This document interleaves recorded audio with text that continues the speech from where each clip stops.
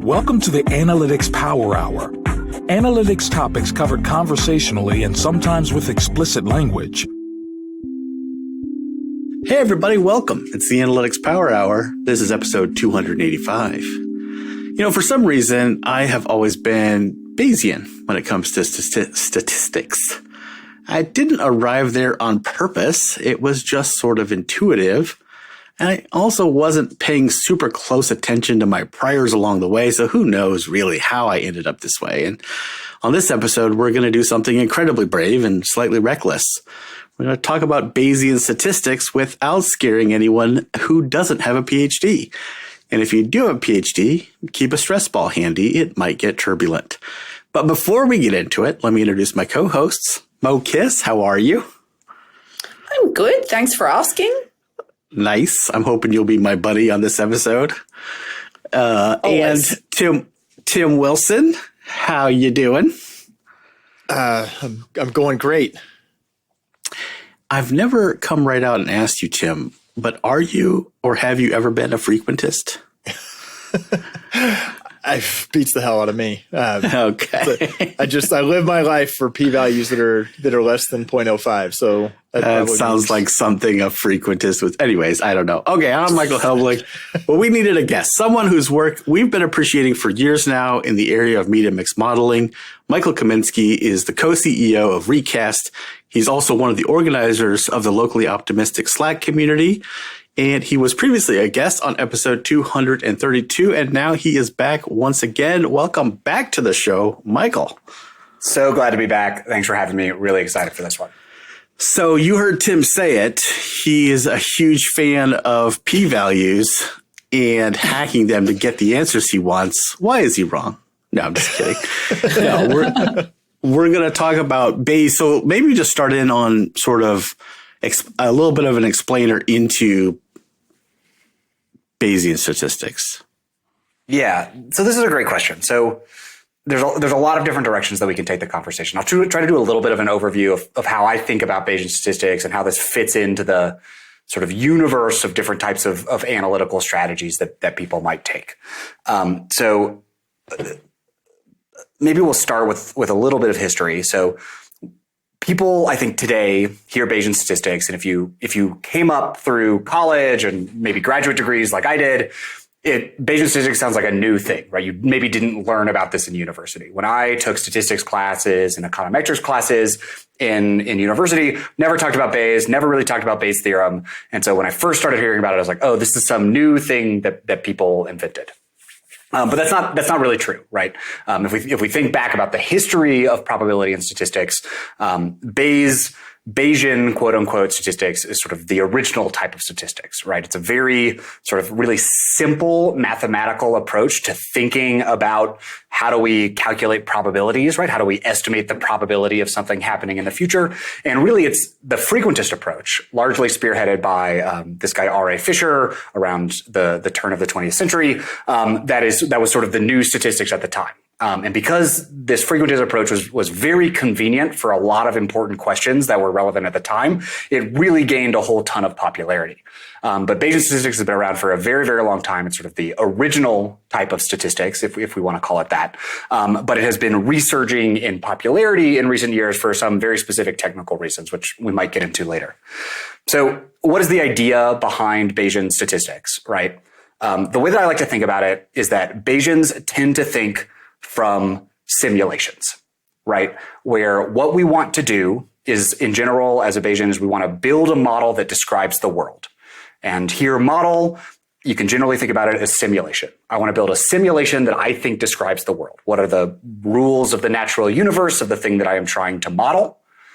And then I want to compare the implications of that simulated world with actual data that we observe, and then try to learn about some parameters of interest from comparing the simulated world that I code up, right, generally in some software programming language, with the data. And so, again, a lot of people, when they're thinking about statistics, are thinking about A/B tests, they're thinking about regressions, but there's all kinds of statistical models that we can imagine that are way far outside of that, right? If we think back to like the COVID pandemic, a lot of people did really interesting work trying to model the spread of disease, right? And so you might have some biological model where you're trying to think about, okay, there's some coefficient of spread and there's some amount of, people being treated and not. And then what we want to do is we want to see, well, how well does this model fit the data, right? What would the coefficient of spread have to be in order to explain the pattern of data that we see?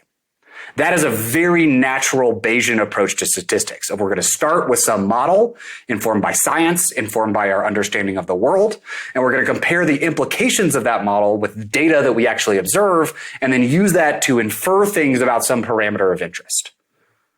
I'm going to pause there. Hopefully that was like a reasonable summary. Can I just jump in there? Because I am going to talk multiple times probably about the wonderful Kazi Kazarkov, because I feel like she has this way of explaining things to me like I'm a fifth grader, which is perfect. And one of the things she said in explaining a similar, like in an effort to explain it, she was like, it's just a best guess. And like, how does that sit with you? She's like, when it comes to Bayesian stats, it's about us making a best guess. So it's like, if that is your best possible guess, why would you use any other guess other than your best guess? Even if like there's the possibility it could be wrong, it's still the best guess you've got. And there was something about that kind of sat with me well. So I think I probably get where Kazi is coming from. I don't think that I would explain it exactly right, because I think that undersells Bayesian statistics a little bit, because it's like, oh, it's just guesswork. And I think a lot of people have this association of Bayesian statistics specifically with the idea of priors. And so they're like, oh, you're just guessing and you're just putting your own beliefs out there and you're not really doing any analysis. And so I would shy away from this, like from the idea of a best guess. What I would sort of describe is like what we want to do as scientists, I'll just say as scientists in general, is we want to combine all of the information that we have about some phenomenon out in the world, and then combine that information in the most rigorous way possible, and then call that our best guess, right? So again, there's a scientific process here that I think is really important. And again, I'm talking about like scientists, right? And this includes biologists, this includes people who are estimating populations of fish in the ocean. Like there's all kinds of different people who might take this approach. And what we're often doing in the process of doing science is trying to collect evidence from out in the world and then combine it into some theory of being able to explain how the world really works. And I think the Bayesian process of sort of building a theoretical model and then comparing that with all of the different evidence that we have and bringing that all together to have some best guess or some understanding of the world, that is a good description of the Bayesian approach to science, really.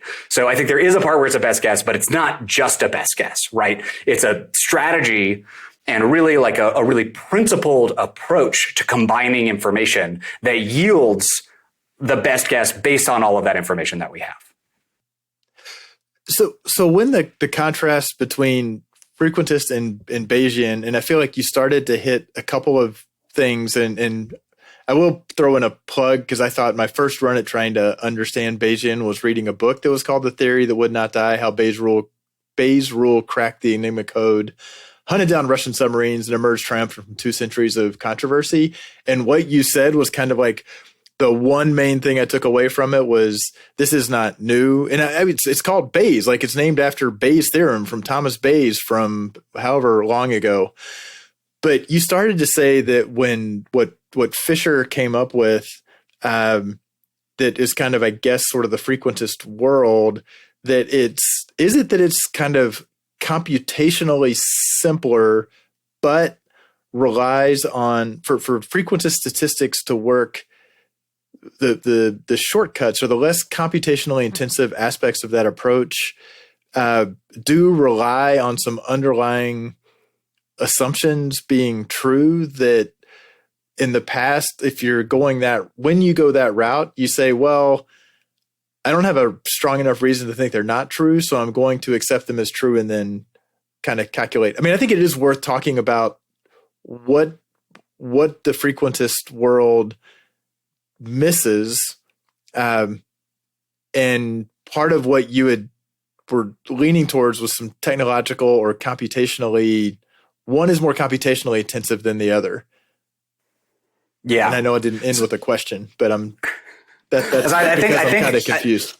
let me try to restate some of this, and then I'll expand on it a little bit. So, R.A. Fisher developed a lot of these sort of really powerful statistical methods to solve some of the problems that were floating around at the time that he was working, again, at sort of, early 1900s. And a lot of the problems that people were facing statistically were in the field of agriculture, right? And so it was either like, hey, we have this, field full of, watermelons, and we treated each of these different plots differently. And we want to be able to take a sample of these watermelons and then try to determine, like, if plot A versus plot B versus plot C, which one is yielding the bigger melons, right? That is sort of like the type of analysis they were doing. Or, classically, you get a shipment of grain to the Guinness factory. You want to be able to take a sample of that grain and then use that to guess about the overall quality of the full shipment, obviously without having to analyze like every grain of, whatever wheat that is coming in that shipment. And so they developed a lot of techniques for analyzing from small samples and then generalizing to a population. And the frequentist sort of body of work often, or pretty much always, takes that as the philosophical basis and even the mathematical basis of what they're trying to do. Is they're saying, okay, there's this population that is very big that we can't measure all of. And so we're going to take samples from that, and then we're going to try to generalize from those samples to the population. And the frequentist statistics work really, really well when you are in that scenario. When you are taking random samples from a large population, frequentist statistics work very, very well for doing. And again, I use frequentist statistics a lot. I've published papers using frequentist statistics. I am not a zealot for Bayes in any sense. These methods work especially well in this context, right? A/B testing. You're testing feature A versus feature B. You're going to randomly draw from your sample of visitors to your website. Some are going to get A, some are going to get B. Perfectly aligned with the frequentist approach and the frequentist model. And so those statistics, that works really well. There's a lot of baked in assumptions there, right? You're getting a random sample. There is this population. All of those questions tend to line up really nicely. But there's a lot of other questions that we might ask that don't really fit naturally into that framework, right? Where, we aren't necessarily drawing samples. Maybe we actually observe all of the data, right? There is no sample. It's just like, we have all of the data. I work a lot in marketing analytics. We have all of the data on marketing that we have. There's no sample, right? There's no other universe so it starts to, like, frequent statistics starts to get weird. And you often run into this when people are like, okay, help me interpret this p-value. And they're like, if you ran this analysis 1,000 times, what would the distribution of results be? And you're like, wait, but like, I have the code for the analysis. The data doesn't change because I have the universe. What do you mean run it 1,000 times? Like, it doesn't really make sense. And so there's lots of questions that we might ask as a business that don't really naturally fall into this idea of drawing a sample from a population. Maybe we want to predict how much revenue this business is going to do next quarter. Like, what's the population and what's the sample there that we would be analyzing? And all of a sudden it's like, okay, well, what are we actually trying to do here? Can I remember my brain melting a little bit when that whole sample versus population, specifically when it comes to time, when you can only sample the past to the present. If you're determining your population is all time or the next year, like, isn't that like definitionally you don't get a representative sample or it's not you're getting a sample that's from one set of times. You can't go and pull some of your sample data from the future, right? So wait, sorry. The sample bit is definitely something that is turning around in my mind too, because so have I got it correct that in a frequentist world, you basically would need to be confident that you have a fully representative sample to then make a decision about the action you're going to change versus like, because there's a very high likelihood that you have a shitty sample, right? And so is that part of a lot of the frequentist math is about determining what sample size do you need to believe that it is representative, right? That's what a lot of like the machinery behind the statistics is actually sort of doing for you. Right. The p-value has baked into it this idea of, well, how big is the sample? Like, it's, there's like an n-1 divisor, right, somewhere in the formula. And that's controlling for, okay, well, how big do we think the population is? How big is the sample size? And so it's trying to do some of that machinery for you. But you're right that like that does matter. And one of often a core assumption of a lot of frequentist methods is that you have this sort of random sample from the true population. Often it is the case that we don't have that. And then again, the sort of frequentist paradigm, again, people who are like arch frequentists or have PhDs in statistics are going to quibble with this. But often I feel like the frequentist paradigm starts to really break down or get very confusing once you get into this world where it's like, okay, we have a non-random sample. Now what do we do with it? Right. And that's a place where it's like all of a sudden it's like, oh, all of these tools that we have no longer really apply. All of the frequentist tools we have no longer really apply. But it is a place where you can start doing Bayesian modeling very, very well. You need to account for that non-randomness, right? You need to have some story that you can program into this sort of simulated world about how your sample came to be non-randomly, right? But you can still make forward progress there very easily. You just simulate what would happen. Okay, here's what it would look like. Here's the implications of that. And you can sort of go on your merry way. And that I think is one of the really powerful tools of the Bayesian approach is that you can sort of start just from what is my model of the world and then work from there. You don't have to be like, okay, do I have a random sample from a population and then what do I do with that? And so it opens up the aperture on the types of analyses you can do and the types of questions that you can answer. So can you maybe come up with, I don't know, like a baseball analogy to explain? So this is it's like such a good example if you follow baseball and sorry. Hey, yeah. Michael, So Tim is teeing this up because I sent over some notes too many notes via email, and this was one of the examples. This was one of the examples that resonated with me very early on in my journey. Actually, I'll give you all some insight into my biography. When I first heard about Bayesian statistics, I was incredibly skeptical. I was like, what is this prior stuff? This all sounds like BS. It sounds like, you're just putting your thumb on the scale. I trust my statistical significance. I don't want to hear about, all of your priors. And so it sort of went on a long journey to like start to really understand and appreciate the Bayesian approach. And this example that someone shared with me, I don't remember the original source, really resonated with me. And so the story is that, imagine that you're at a baseball game. It's called opening day. So again, apologies to everyone who doesn't follow baseball. Opening day is like the first game of the season.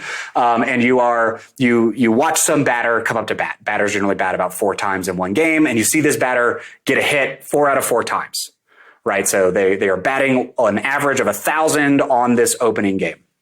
And then I say to you, okay, well, what do you think? Tim knows baseball. So Tim, what do you think this batter's average is going to be at the end of the season, given that we just saw this batter go 4 for 4, batting 1,000 with this at opening day? So first I'd start, is this MLB or Savannah Bananas? Let's say MLB for now. Yeah, okay, MLB, okay. Well, now, so I don't even know whether I'm winding up giving a intuitive or Bayesian or a frequentist answer, but I would say, well, that sample size is so small. I'm going to say that I think it's probably 300 or 325. Okay, 300. How did you get to 300? Because 300 would be a good, solid, respectable from this early viewing. It was way better than that, but it's only 4 at-bats and it's a long season, and there will be some regression to. But why 300? Like, where did 300 come from? Why does that number jump to your mind? That's like, to me, not being a super, super close follower of baseball, that's like a number that I know is like kind of normal. Maybe 250 or 300 is standard. It's the average. Yeah. Okay. So just to like sort of talk through this logic, the idea here is we just saw this batter do really well. Like 4 hits in a game is really, really good. So we think this batter is probably a good batter. But, we've only seen one game, and we know based on our other knowledge of baseball that batting 300 for a season or for a career is like really, really good. That's Hall of Fame. So 250, like in general, almost every batter is going to end the season between 200 and 350 as an average overall, right? This is 0.2 to 0.35. Again, apologies to those who don't follow baseball. So what Tim did here is Tim used his Bayesian reasoning to get this idea. We have a little bit of data, and we want to combine that with our prior knowledge of how baseball players normally perform. We know that pretty much everybody's going to land between 200 and 250 in the season. This player seems pretty good, so maybe at the top end of that range, 250, 300, maybe a little bit better. But that's probably where he's going to end up. That reasoning is a Bayesian approach. We have prior information about, in general, where people land. We observe a little bit of data. We combine that together in our mind, and we come up with some range that we think is reasonable based on that combination of evidence that we have. So that's the Bayesian approach to statistics is very intuitive for humans. Humans do Bayesian reasoning constantly. You have prior expectations about what's going to happen, and then you observe evidence, and then you update that in your mind. And your mind is constantly doing this all of the time. It's not necessarily applying Bayes' theorem exactly, but it's doing this process of combining evidence together to come to some conclusion. And then the apparatus of Bayesian statistics that we have gives us a very formal, very precise way of doing that reasonably efficiently. Sorry, go ahead, Mom. It is. So I'm always trying to boil things down to a TLDR, aren't I? It's updating your beliefs, right? That is the most simple way I try and rationalize this. That's exactly right. Coming to the business, so which I feel like I'm always trying to do. So you're working with your stakeholders. You feel like you've done a really good job of being like, this is the way that I have come up, like the assumptions that I have made, these are the beliefs that I have. And then over time they adjust. What does that process look like with your business stakeholders? Because I presume, so we talked about this a little bit earlier about the sample, but like the quality of the assumptions you make also are based on your knowledge of that particular area. I know shit about baseball. So listening to that, I was like, my assumptions would be pretty shit versus like someone who, I don't know, works in data and baseball, like theirs would be much better. So the same would be true if you're working with a business stakeholder on a problem, like they might have business expertise that could help make better estimates to start. So like, what is how involved or not involved do you think the business stakeholders should be if you're using a Bayesian approach to solving a problem? I think ideally very involved, right? Again, I talk about how do we do science? And if you're a scientist, you should start from like all of the theory, right? You're going to go read all of the papers. You're going to go learn deeply about how other people have studied this particular phenomenon. Right. And that is going to give you sort of the best starting point for learning something new about the world. And in business, we want to do the same thing, right? As analysts, as scientists, we want to start by talking to the domain experts. We want to learn about how do you think about how this system works, right? What are your expectations, right? How do you know that? And then once they share that, you can use that information to, again, sometimes you like can't improve on it. You're like, you clearly know what you're talking about. I can't help you. Like, good luck. But like sometimes we can take that information, combine it with other data in smart ways to generate new insights. But I would say as a scientist, again, we want to be talking to the people who actually know how these systems work. That's what's going to allow us to build better sort of structural models, this idea of a simulation. And it's going to allow us to better incorporate their knowledge explicitly and directly into this model. If this person says like, look, there's no way that this effect that you're talking about is larger than X. Well, great. Like I can sort of put a bound on my model, and that really helps us to get more precision on the other estimates. If we know that it can't be X, it might save us a bunch of time. Again, this Bayesian process, even for like, again, quote unquote frequentists, often happens very naturally. Right? Many of y'all might have been in this situation where you've been tasked with doing some analysis. Maybe you're running a regression to try to get some answer, and you run your regression and you get a number and you look at the number and you're like, that can't possibly be true. Right? It's just like, doesn't make any sense. So you throw it out. And then you keep tweaking the model, you tweak the model, you tweak the model, you throw a bunch out. Finally, you get to a result that's like, okay, yeah, this sort of makes sense. That is a Bayesian process, right? Like you have priors about what you expect the results are going to be. You're throwing out a huge number of potential analyses, but you're just doing it based on your judgment. You're actually sort of doing this in like sort of quote unquote bad way, right? A frequentist looks at that process and is going to say like, ooh, no, that p-value you have doesn't mean what you think it means because there's actually like a ton of other comparisons that you just did. And so that process, which again, all analysts do, because we look at the results and we think about them. We say like, does this match our expectations about what these results should look like? You throw out all the results that don't, and you're only left with the ones that are. The Bayesian system is just a more formalized, honestly, more rigorous approach to that same process. It seems like to be a good poker player, you need to be a Bayesian. Poker players tend to be good Bayesians. They tend to think this way in terms of, because again, you think about like a poker hand, right? Or again, at least imagine, what is the popular type of poker that people play right now? Texas Hold'em. Texas Hold'em, right? Texas Hold'em. You have some information that you have about what cards you have. You see, cards come out one at a time. And based on as the cards come out, you have to sort of update your belief about, is my hand a winner or not? Or is my opponent's hand a winner or not? It's this process of updating our beliefs about what is likely to happen in future states on the world as new information comes in. And that again is a very Bayesian approach to just thinking about what's going to happen in the world. But there's a big difference in priors between a professional and That's exactly right. Professionals will have they'll have a much better model and a lot more confidence about, they'll just know the numbers a lot better. It's actually that's actually a less, maybe not as good of an example on priors because there's sort of like a mathematically correct answer in the case of poker. There's a bunch of probabilities they're doing as well. Yeah. But like the sports analogy is maybe a good one, or like a really good scout or like a recruiter for some sport. And again, this applies to soccer or football or whatever, Aussie rugby, something. Yeah.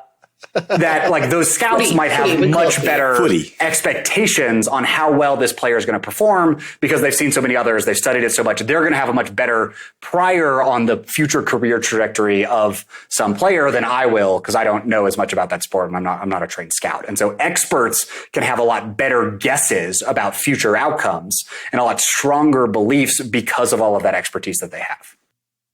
So when you say so I think there's the priors and taking and updating your beliefs, but you also keep saying simulations. And I keep thinking, okay, if I'm going to go back to the baseball example, if I have knowledge that, look, between 200 and 350, that's going to be where batters wind up being, I'm going to build a model where I have batters and take four at-bats and see how many of those, as I range them with their overall batting average between 200 and 350 and see how often I come up with 4 hits in a row.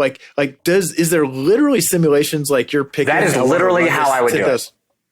That is literally how, what you just described is literally how I would solve this problem. I am like not very good at sort of traditional equations-based math. There probably is like a shortcut to coming up with this answer that someone, who is really good at math and probability could write down. I would just simulate it. I'd do exactly what you said. I'd have a population of hitters. They would have a range of like overall batting averages. And then I'd run the simulation and see how often do we observe a person getting 4 hits in one game and then see how that relates to the range of batting averages that they end up with. It is an analytical way to generate an answer to this question that is, in some ways, like very computationally intensive. Like running that simulation, it's going to be a pain. It's going to take a few hours. You got to code it up. It's going to take a few hours to run on the computer, but it will give you the right answer every single time. And you don't really need to know any statistics to get the right answer. You just simulate. And that is, go ahead, Mo. No, oh God. Oh, I was just going to say, that is what I like about Bayesian statistics is that you don't need to memorize all of the different rules. Right? You don't need to memorize, what are the assumptions of the linear regression? And, am I going to run this check and that check and this check to make sure? It's just like, we're just going to simulate. We're just going to simulate from what we believe based on the structure of the problem that we're analyzing. We're going to compare it to the data that we observed and we're going to count. And so it's a simulation and it's a counting problem. And again, this goes back to like, why is this becoming more popular now? It's becoming more popular now because we have more powerful computers that can do more bigger simulations faster. Right? If you wanted to answer one of these fairly complex problems 20 years ago, you just couldn't do enough simulations. It would take way too long. The computers weren't powerful enough. The algorithms for doing these simulations efficiently weren't powerful enough. Now they're getting a lot more powerful in terms of computers and in terms of the algorithms that we can do to explore different parameter spaces. And that allows us to answer these problems, again, where we don't have to learn any rules. We just simulate and then count. And we put way more effort on the computer and way less effort on like the theory and the assumptions that go in to these shortcuts that can give you really nice answers in the frequentist paradigm, but aren't often as flexible as just the straight simulation approach. I want to talk about the Enigma machine because it's something that I'm mildly fascinated about. I personally, I'm going to be very open that like I'm making more of an effort to learn more about stats. This is something that I want to do over the next period of time. So I can attempt to explain it and we'll probably fuck it up. Or if someone else feels more confident in trying to explain it, I am also happy with that. But this is me live learning. So you guys let me know whether we're going to go with option A or option B. I say take it away, Mo. Yeah, dude, go for it, Mo. I'm ready. Because I'm pretty sure I couldn't, so... Enigma machine used in World War II by the Germans. They thought it was unbreakable because there was like basically so many different variations. Of course, very famously, Bletchley Park, they broke the code. There were some great men involved, also many, many, many amazing women, which is why I know lots about it. Like I said, I'm going to do my best to try and explain it. My understanding is that the machine, A could never equal A in the machine. Right? So like, A can't equal A, B can't equal B, etc. So you have like a series of beliefs, rules that like is your starting point. And then they had cribs. I don't remember exactly the cribs, but basically they would go in and they would make a guess using what was like a common word from the message. So like deer or like kernel or like, I'm trying to think, or if it was a weather report, it might be like rain. And so they know what the output is they're looking for. So they would try and make like a best guess of, I think that if I tried to put B here and we're trying to spell the letter rain, then the next letter, which is A, should be this. And like, and it was basically like them testing out a series of these different things. And if they got one letter, then they would go down that, I think they called them cribs. And that was like basically how they ended up breaking the code. But they would have to do that again every single day because they changed the codes every day. Is that like this is one of those things that they constantly come back to, like, this is an example of Bayesian, a Bayesian approach. Like, so it sounds Bayesian to me.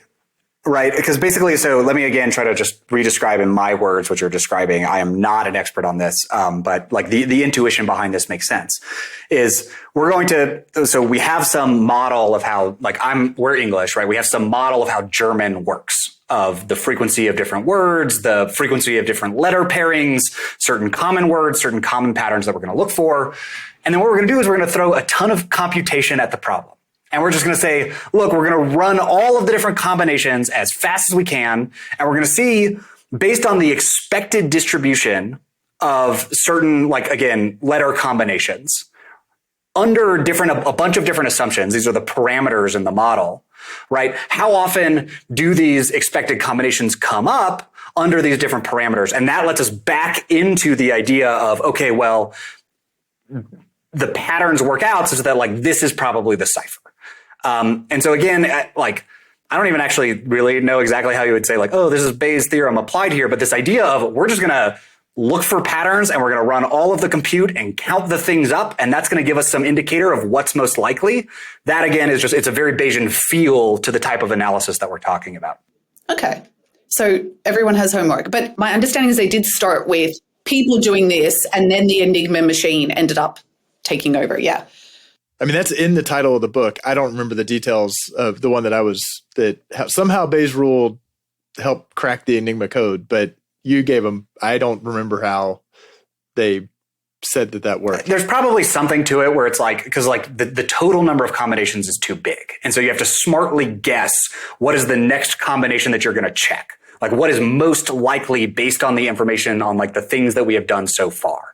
And so my guess is that thinking about what is the next sort of combination of cipher wheels are we going to try that is most likely given what the information that we have. And then based on the results of that, we'll have some new best guess about what the next best guess to try is. And then we're going to do that. And that allows you to not have to run all, whatever 7 trillion versions there are, because you want to have the smart, like, you can't run all 7 trillion. And so you say, like, okay, we have to do the ones where we have the best guess first. And the Bayes theorem would give you a principled way to think about what's the next best guess based on everything that we've observed so far.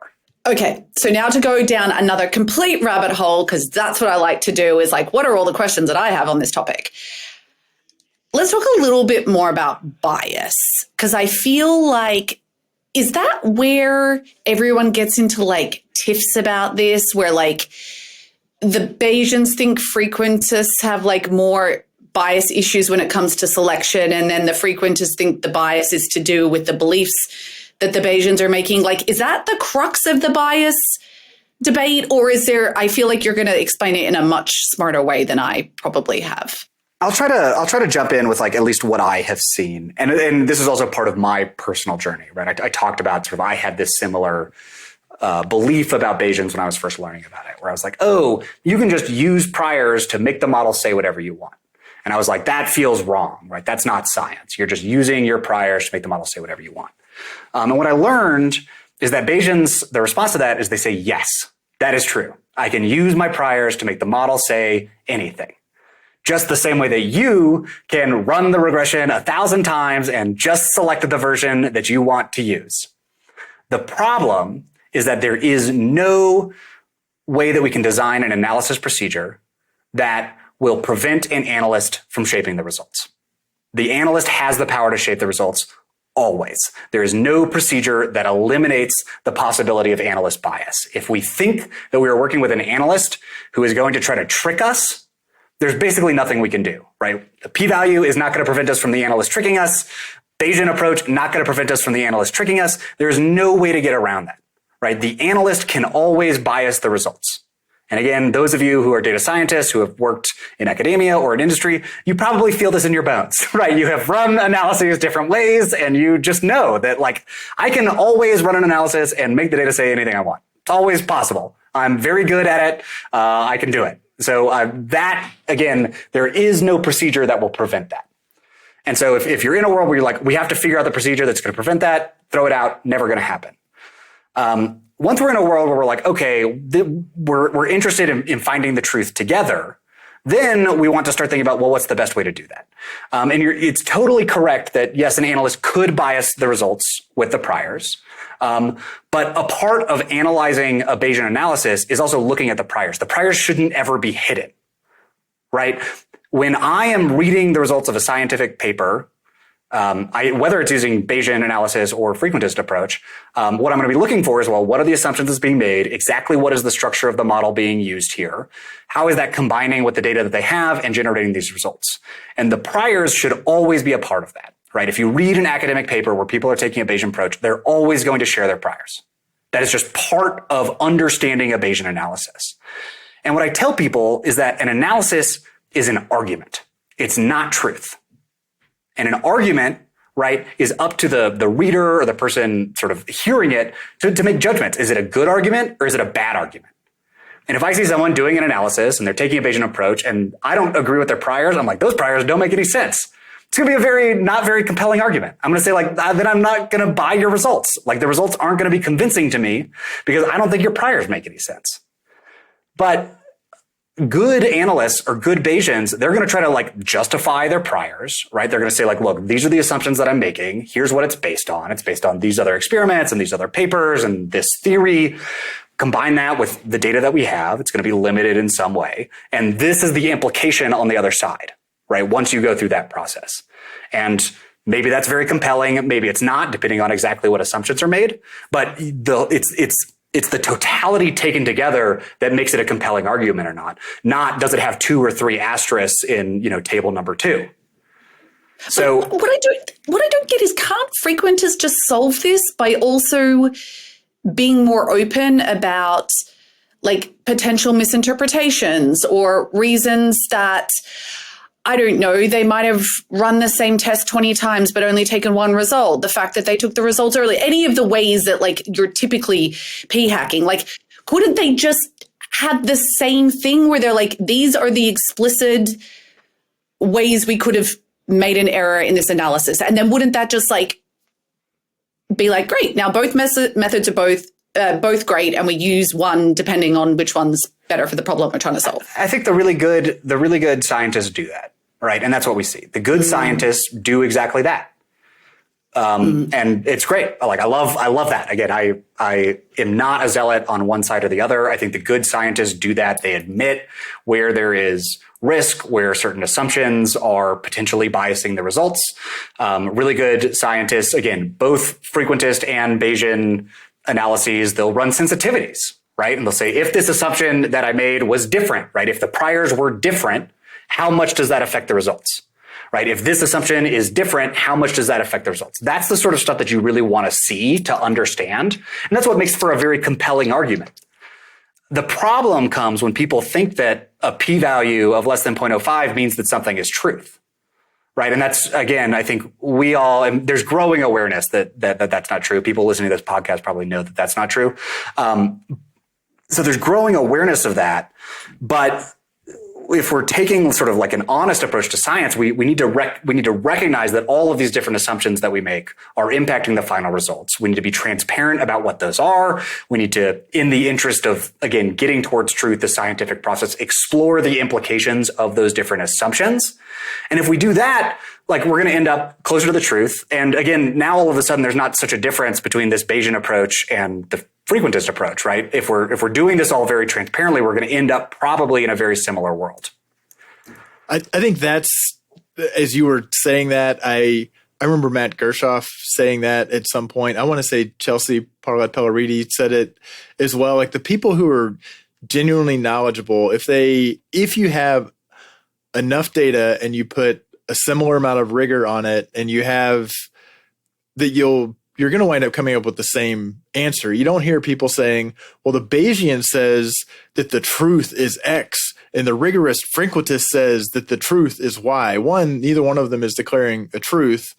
And the other is they should probably be getting at results that, even if what they're saying is a little bit different, neither one would contradict the other if they're both done rigorously and well. And maybe I'll add on to that, like, frequentists have p-values and confidence intervals, but Bayesians have credible intervals. And does that sort of tie in that if you've got a credible interval, you've done this Bayesian approach, you've got a confidence interval, you've done this other approach, they're not the same thing, but they're both kind of pointing to the level of uncertainty. And if you're doing a rigorous job, you're going to be indicating an appropriate breadth of uncertainty in whatever conclusion you've arrived at. Yeah, so I think that's a great. Fair? That just it's mostly fair. The things that I would add on to it is that almost always you can get to the same frequentist results with a Bayesian approach. There's a few exceptions, but almost always you can sort of back in. And like, if you give me some frequentist analysis that you've done, I can sort of write those same assumptions down using priors and model structures and get effectively the same results. The wrinkle is that you can't always go the other way. There are sort of questions that you can answer with a Bayesian approach that are just really not possible with a frequentist approach because of the limitations of the specific assumptions that are being made and the specific mechanics there. Again, because the simulation-based approach is effectively infinitely flexible, right? If you can simulate it, you can generate a statistical analysis with it. And that means that there are more questions that we can answer with a Bayesian approach that can't be answered with the frequentist approach. I really want to be a jerk and ask for an example. Great question. So as an example of a type of analysis that I think is very difficult to do in a frequentist analysis, this comes from Richard McElrath. He's an amazing statistics educator. A lot of my sort of knowledge and even some of the explanations that I'm sharing on this podcast come from him. Everybody should check out his book, Statistical Rethinking, and then his online YouTube course. So he gave this example, which I think is really interesting. It's technical and sort of in the weeds, so apologies for that, but it's sort of the best example that I have coming to my mind. And this is an example of trying to analyze multi-level models. And so we could imagine, you see this a lot in like education econometrics, where you have a model where you have like the school level effects, and then you have classroom level effects, and then you have individual student level effects. And you're trying to estimate, okay, if we teach phonics versus if we don't teach phonics, like how does that happen? And often we want to estimate like all of those different effects, student level, classroom level, school level. And in frequentist approaches, it can be often very difficult to estimate all of those simultaneously. And so frequentists invented this sort of machinery to estimate these multi-level models called Munlach machines. And they're sort of weird, and like it requires a bunch of assumptions under the hood, and it gives okay results. Like, it sort of works. But the Bayesian approach, we just simulate the whole thing, right? We simulate the students, we simulate the classrooms, we simulate the schools, and we can estimate all of those parameters jointly, no problem. Zero issue at all. This is in chapter 12 of Statistical Rethinking on multi-level models. Richard McElrath goes into the details of exactly how this works. And we can just show, like, there's no real straightforward way to estimate all of these different parameters simultaneously with a quote unquote frequentist approach. We simulate the whole thing, use a lot more computing power to get there, right? It takes, 30 minutes to run as opposed to like 30 seconds, but we get the answer that we want on the other side. So that's one example. And there are a bunch of others of just like questions that aren't even really well formulated in a quote unquote frequentist analysis, where a frequentist would be like, I don't even, like, that question doesn't make sense to me. But in a Bayesian approach, like, we can just write it down. We can say like, okay, look, we're just going to have this model and we're going to simulate and we're going to get a result on the other side. Another good example that Mo flagged while we were on break is very small data. So another thing that Professor Richard McElrath likes to say is that the minimum sample size of a Bayesian analysis is 0 samples. You can do a totally reasonable Bayesian analysis with 0 samples, with no data at all. We're just going to simulate and we're going to see what happens. If I have these beliefs, this is what the implications of those beliefs are. That is a totally reasonable Bayesian analysis, is no data at all. We're just going to simulate from our beliefs, from the papers that we've read. If this is true, if this is true, if this is true, if this is the structural model of how the world works, this is what the implications are. That's a very reasonable thing to do as a Bayesian. If you have 1 data point, you can see how well that aligns with that. If you have 4 data points, you can see how well those 4 data points align with that analysis, and you can move from there. But the Bayesian approach allows you to really, or it actually encourages, right, which is the thing that I really like. It encourages you to think from the physical system or the biological system, or what a Bayesian would call the data generating process, right? How does the world work such that it would generate these data? And then work from there, as opposed to starting from a data set and being like, how can I run a regression that will get a statistically significant p-value, which I think is the wrong way to do science. You want to start from the science. What do we know about the world? Compare the theory to the data, as opposed to being like, oh, I found this data set. How can I get a statistically significant p-value out of it? But that does seem like that is a heavy lift when working with the business counterparts. I mean, it's the battle I feel like we've been fighting for 20 years, and that we have taught the world of business that the data is this objective quantitative thing, and you just have to pick the right model, as opposed to saying, no, you should be thinking about your beliefs, your expectations, your knowledge, what you've seen, what just you've theorized.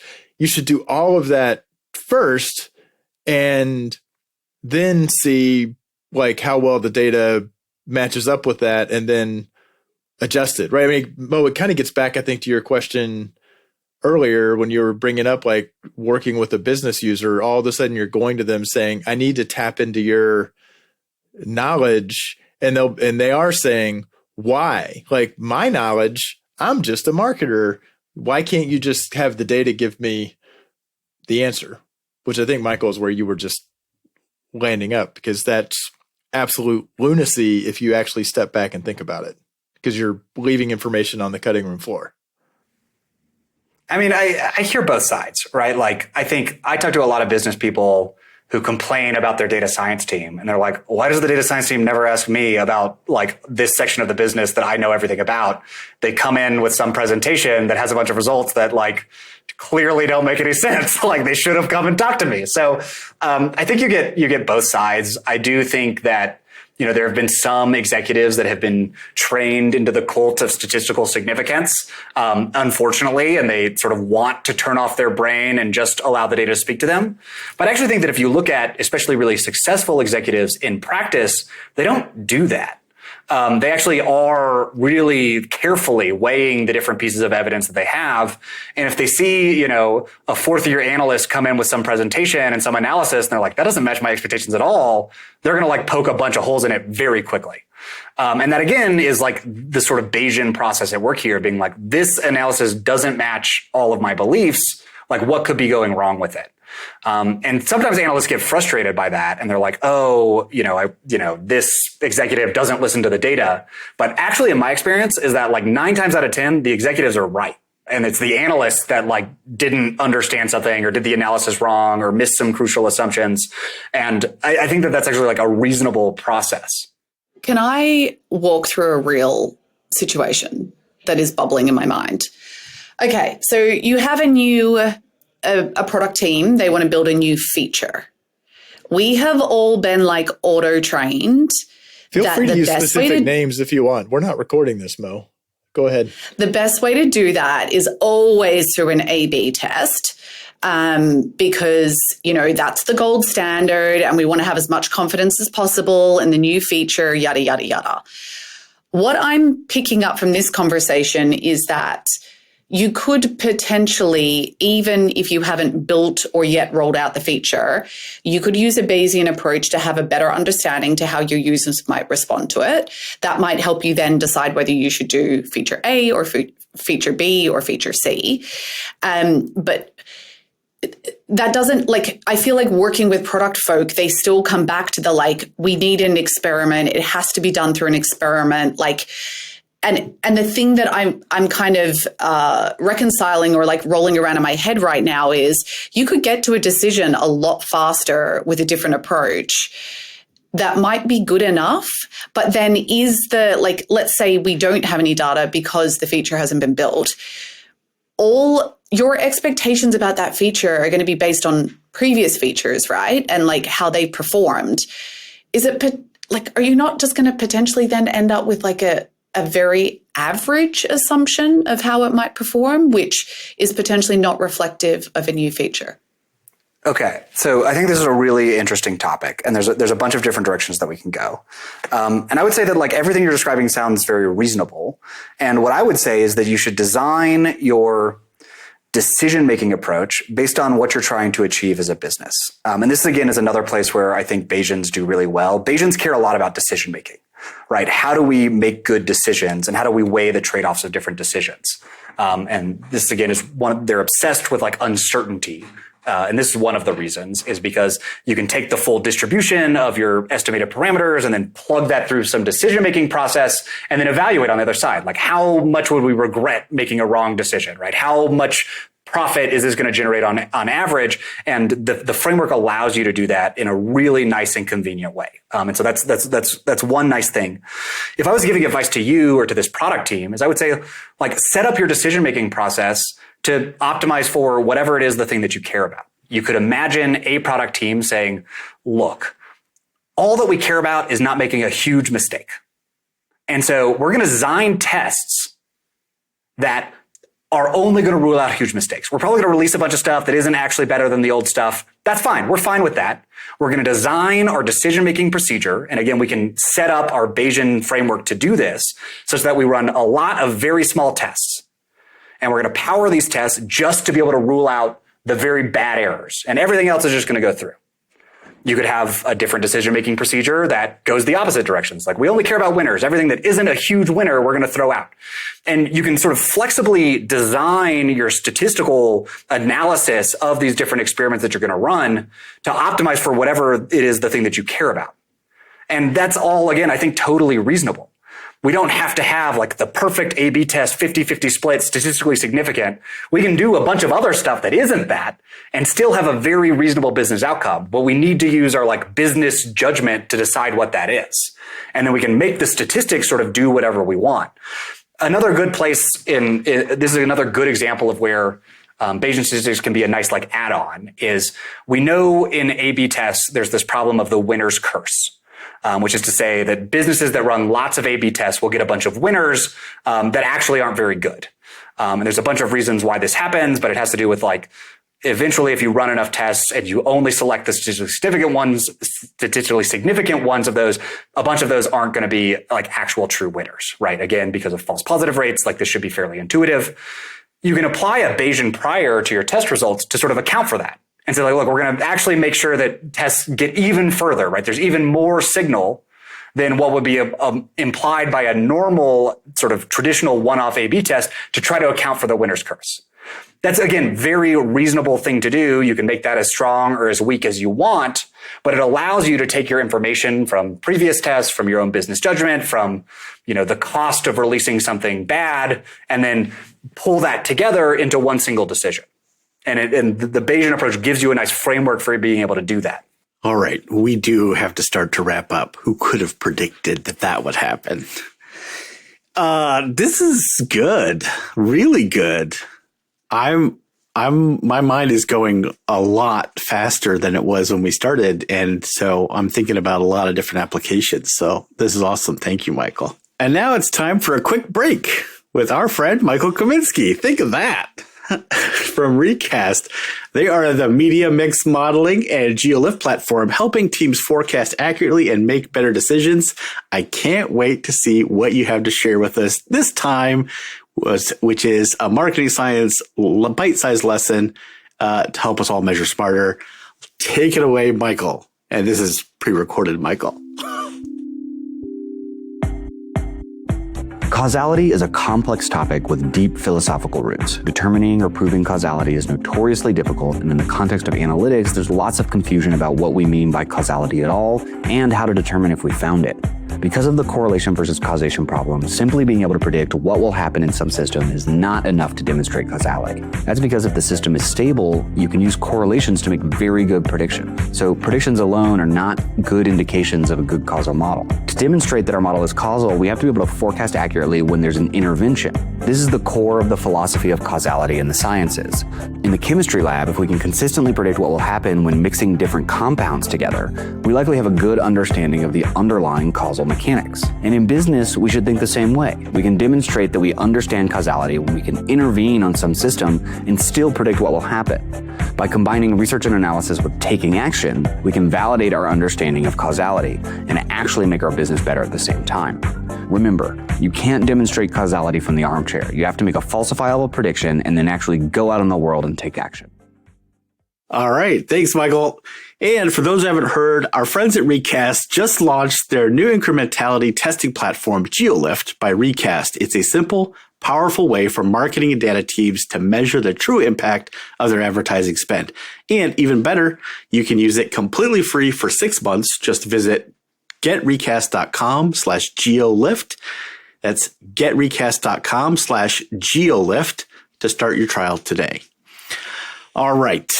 Well, one of the things we love to do on the show is do a last call, something that we shared might be of interest to our audience. Michael, you're our guest. Do you have a last call you'd like to share? Sure. I'm reading this book currently called The Maniac by Benjamin Labatut. It's very bizarre, but maybe of interest to people who listen to this podcast. It's sort of a biography slash fictionalized biography of Johnny von Neumann, who was one of the original inventors of the computer, spent a lot of time not necessarily working on cracking the Enigma code, but working with the scientists that were doing that, developed a lot of amazing science and mathematics, and then also sort of a meditation on AI and sort of the trajectory of the world as computing power explodes. So very sort of bizarre literary fiction biography thing. But if that sounds good to you, I highly recommend checking it out. Very cool. All right, Mo, what about you? What's your last call? I have two, but they are both very show related, so that feels appropriate. The first one is Kazi Kazarkov has an article, Statistics for People in a Hurry.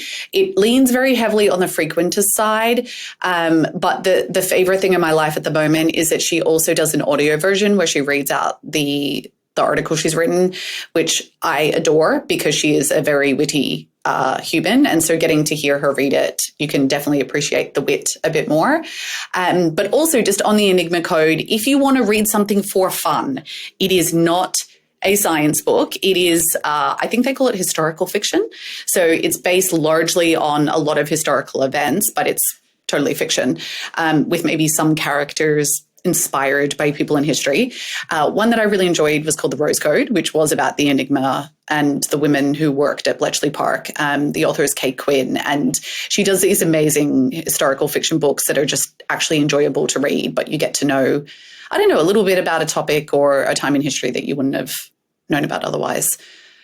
So those are my two for today. Over to you, Tim. Well, I'm going to go with 2 as well. These are both a couple of posts from people who have been on the show in the past. Now that I realize that, both a little bit cranky, both kind of spitting into the wind or screaming into the void. Yeah, which resonated with me. So one, Juliana Jackson, her Substack, she had a piece called How Silicon Valley's Hype Machine Continuously Creates Solutions Nobody is Asking For. And has a lot of kind of good sort of history of past places, and I think just makes some really spot on points. And then and Juliana, I would say kind of raging against the machine is kind of on brand. The other is a Medium post by Eric Sandesham, who I think of as being a little bit kind of calmer and less likely to scream into the void. But he wrote a piece called Another Bullshit Job, the AI Transformation Officer, ! Which is also a pretty nice little takedown on that front. So a couple of good reads. I would go as far to say if you have transformation in your title, I'm nervous. I'm nervous for you. Well, Michael is the Chief Podcast Transformation Officer. What's your last call? Thank you so much for asking, Tim. Wait, should I be nervous? Actually, it's a good question. Should I be nervous?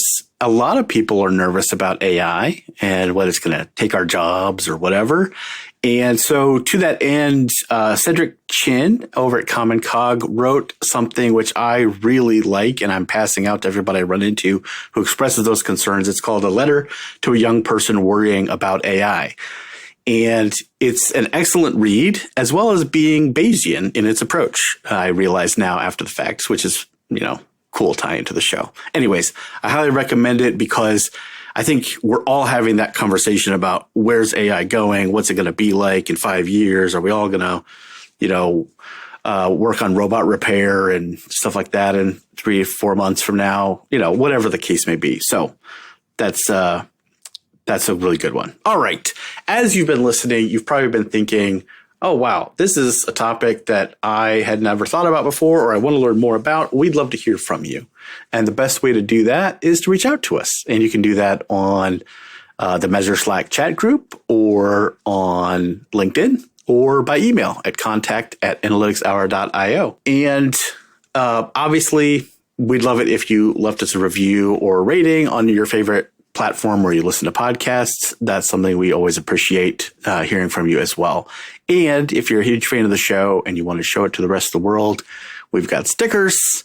And so you can request that on analyticshour.io. Just go to our website and we will send you some in the mail. And we ship internationally for no apparent reason, but we do. It will find Tim will get on a plane and he'll bring them to you through rain, snow, sleet, and hail. No. But anyways, and yeah, so feel free to reach out and ask for stickers. Okay. Michael Kaminsky, thank you so much. This has been outstanding. Appreciate it. Thanks for having me. This was a blast. Oh, it's been such a pleasure. So thanks again for coming back on the show. We really appreciate it. Keep up the great work. We read all the stuff you put out and then we steal it and we bring it into the show as last calls and things like that. So big help to us as well out there. And I think I speak for both of my co-hosts because I have a prior about that, Mo and Tim, when I say, no matter what your process, frequentist or Bayesian, keep analyzing. Thanks for listening. Let's keep the conversation going with your comments, suggestions, and questions on Twitter at @AnalyticsHour, on the web at analyticshour.io, our LinkedIn group, and the Measure Chat Slack group. Music for the podcast by Josh Crowhurst. So smart guys wanted to fit in, so they made up a term called analytics. Analytics don't work. Do the analytics say go for it no matter who's going for it? So if you and I were on the field, the analytics say go for it. It's the stupidest, laziest, lamest thing I've ever heard for reasoning in competition. I walk to work, I walk the kids. I mean, I can't listen when I have kids, or I'm like prepping dinner. Interesting. Like, okay. You have a Bluetooth speaker in the shower, or you not? I have one in the bathroom. Okay. I'm on I was listening to like ABC News Radio in the morning, and I'm like, I should use this time more productively. Like, Highly I don't optimized. get that much value from Yeah, that is the news. incredibly optimized. Yeah. Why she's a co-host on the Analysts Power Hour. That's why. Yeah, no, That's right. I see how you. That's right. Why you recruited her? I mean, there are many ways I let everybody down constantly. So you Meanwhile, know. I'm in the kitchen being, do you believe in life after love? Well, last night I did make dinner Yeah, to the it's dulcet been tones of a recorded. song called Chicken Banana. I highly encourage you to go listen I because don't it is think- possibly I don't think I'm going to have time for that. Could you maybe Yeah. Just do it quick. go ahead and knock it out. Go ahead. You can make it your last call if you want. I mean, I should get the video of Harry, but it basically Okay. is like dance music. I don't know why the kids like it, but it goes chicken, banana, That's to why. like high-tech music. The That's whole why way through. right there. Yeah. It's a thing. Yeah. Something about the word Anywho. chicken delights children.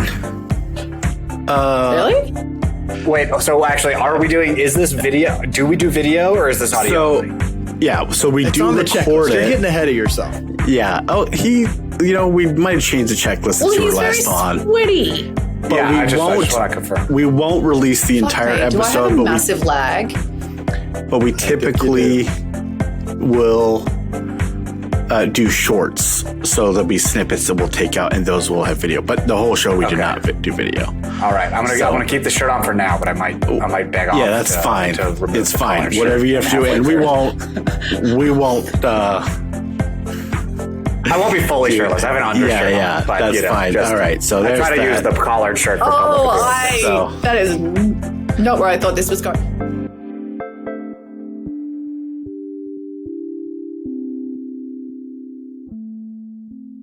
Rock flag and Bayesian enigmas.